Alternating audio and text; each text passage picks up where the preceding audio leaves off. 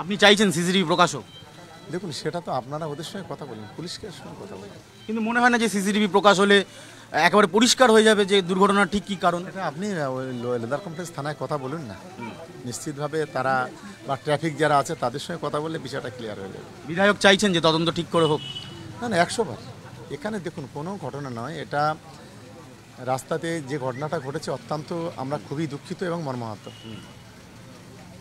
কিন্তু গাড়িটা যেভাবে যাচ্ছিল, গাড়ি একদম স্লো ছিল, 40-এর মধ্যে গাড়ি ছিল, গাড়ি অ্যাক্সিলেটার ভেঙে গিয়ে রাইট টার্ন নিয়ে নেয়, তখন ড্রাইভারের আর কিছু করার ছিল না। এবং আমরা সঙ্গে সঙ্গে যিনি আহত হয়েছিলেন, যিনি মারা গেছেন, আমরা সঙ্গে সঙ্গে আমার নিজের গাড়িতে করে সঙ্গে সঙ্গে আমরা হসপিটালে পাঠাই। আমাদের দিক থেকে হাঁটান সোলা আমরা চেষ্টা করেছি। আপনি অ্যাক্সিলেটার ভেঙে যাওয়ার কথা বলছেন, আমি বলছি আমরা গাড়ির তথ্য খুঁজে বার করছি, তাতে দেখা যাচ্ছে 2009 সালের রেজিস্ট্রেশন, পলিউশন ফেল,